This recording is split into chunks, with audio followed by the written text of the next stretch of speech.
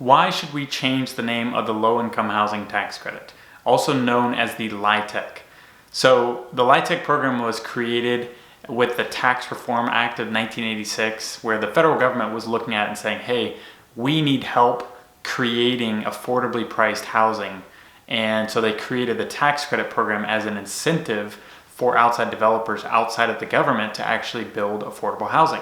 It's been one of the best, if not the best, examples of a successful public-private partnership program, but I think it's got a terrible branding problem and a terrible branding image, and that's what we're going to dive into in today's video.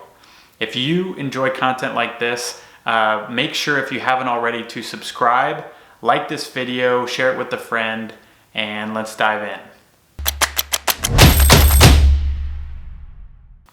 Why is the branding terrible? Really, I think it says it all in the first two words of the name. It's called the Low Income Housing Tax Credit. I think that alone gives this whole negative connotation that people have in their head of what that means to them. And that, unfortunately, is not what the communities are actually like. And that builds this negative branding that, unfortunately, the communities, the residents, we've all had to live with since this program was created in 1986. And why should we label the hard working class, the backbone of our economy, as low income? Why should we do that to the people that live in these communities?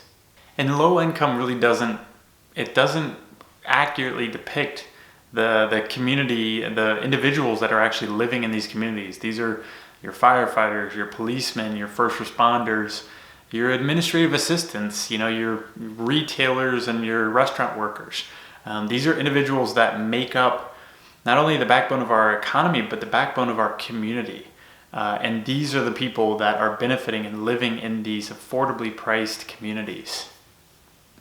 And why does this really matter? Like, why are we even talking about this? Well, first off, it misrepresents all those people that we just mentioned that live in these communities, and it misrepresents the community as a whole. It puts this negative label on it, like we talked about.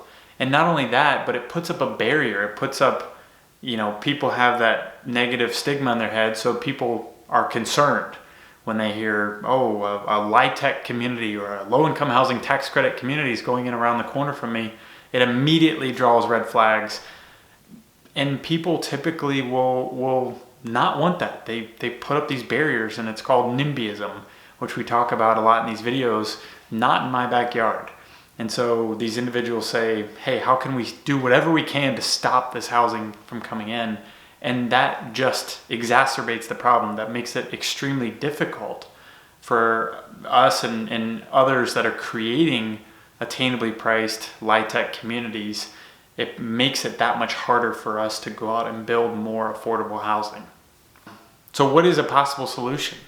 I think that taking out the low income, taking that out of the picture, I think would make a 100-fold impact on the residents, the community. Let's call it something different. Let's call it something for what it really is. What we're really creating here with the LIHTC program is we're creating attainable housing. So let's just call it attainable housing. Let's call it the Attainable Housing Tax Credit. I debated in prepping for this video if I wanted to say just attainable housing and take out the word tax credit, because sometimes tax credit, like, people have told me, they're like, oh, are you doing tax credit housing? And I think that has a negative connotation because it has the word low income in front of it. Because if you think about it, we have renewable energy tax credits, we have historic tax credits, we get tax credits for having children.